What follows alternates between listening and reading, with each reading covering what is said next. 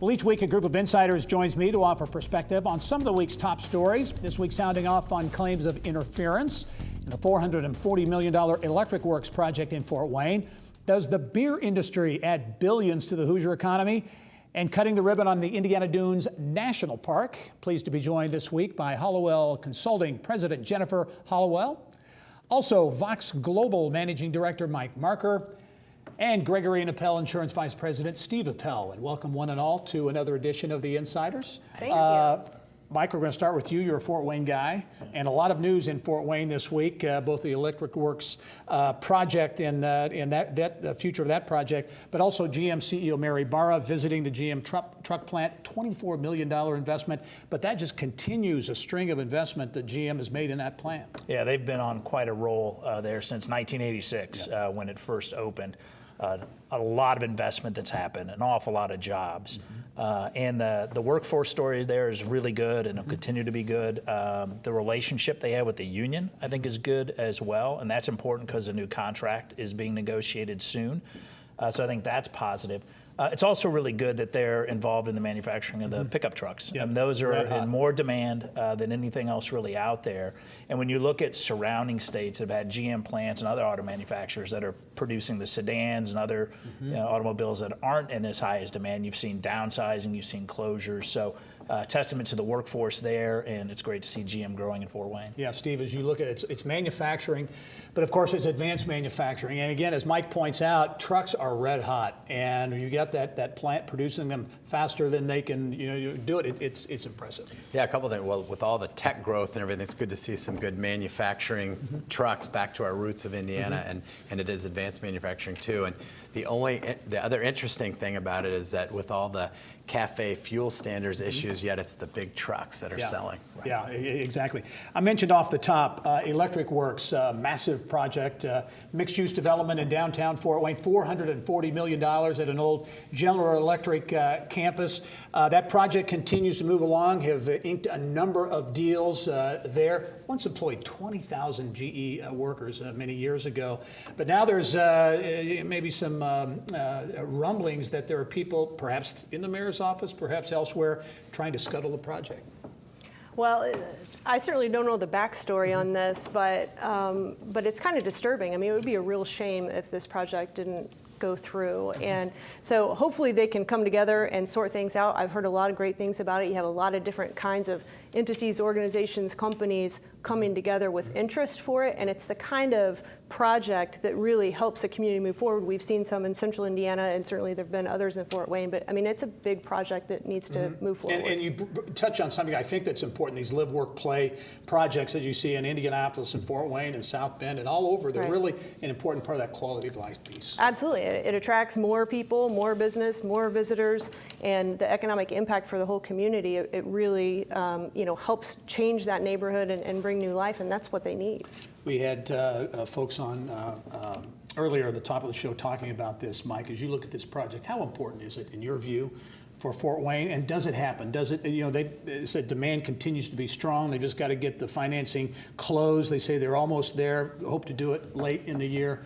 You think it'll happen? Well, look, as communities compete for dollars and investments around the nation, I think this is critically important for the future of Fort Wayne.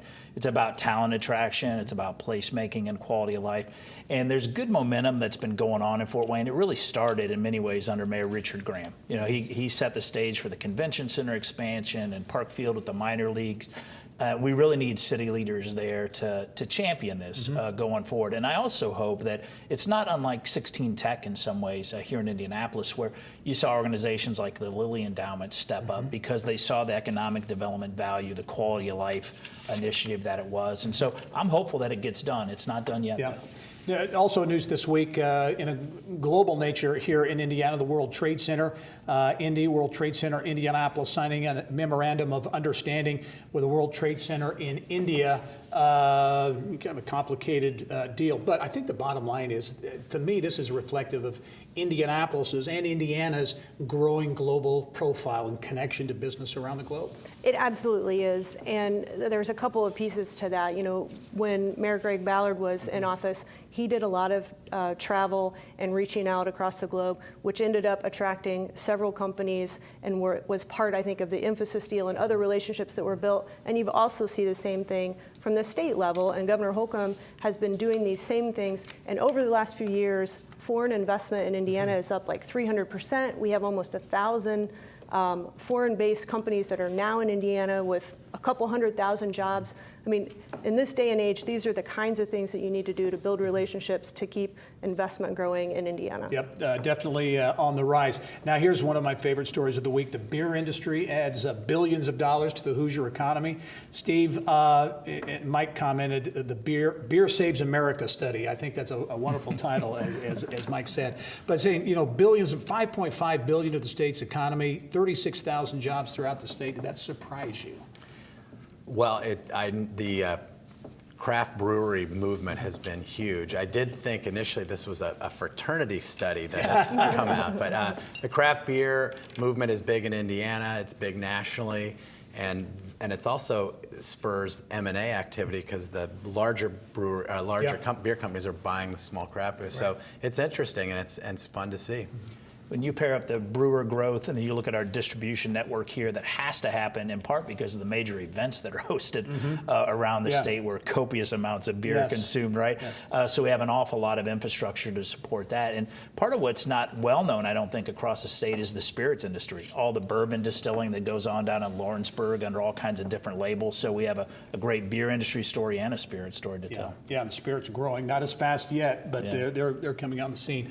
Indianapolis Mayor Joe Hogsett delivered his State of the City address this week, touched on a number of things. Indianapolis's emergence as a tech hub. Also kind of rolled out this idea of an infrastructure tax, essentially, for neighboring counties to participate and help pitch in and pay for the infrastructure that commuters into the city use each and every day. Jennifer, thoughts? Well, I think you have to assume that the rollout wasn't what they had hoped it would be. A group of mayors and leaders, part of the Central Indiana Conference of Elected Officials, have been working for a year and a half to think about how we can do things regionally to help support the region. And this proposal, I think, is akin to a commuter tax, which is a little bit different. The IU Public Policy Institute has done some comprehensive research, and their finding is that Indiana's cities and towns, individually and collectively, are struggling to have the resources to compete with their peers outside the state. And I think you want to think broader about it, and are we competing with Nashville and Green Bay and Columbus and some of these other communities? And so I think what you've seen in the reaction today is that other folks think that there's more that we should do, and maybe it looks different. I think these mayors around the donut counties are well-intended, and they talk about regionalism, and I think they're more active on regional activities than their predecessors have been.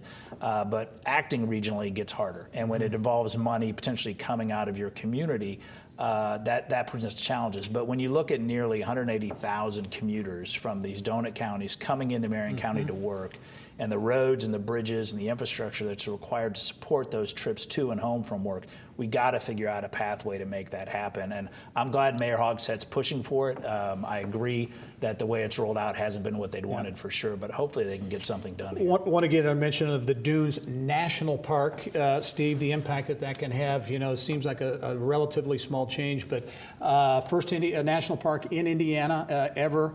Already the 7th most visited national park in the country, and the impact on tourism can be substantial. Yeah, that's great. It's great for the region. I was really surprised. I did not realize the 7th largest visited, most visited, so that's impressive, and we'll have to get back up there. Yep. Okay, anybody can jump in. The month of May and the race grade, what did you guys think?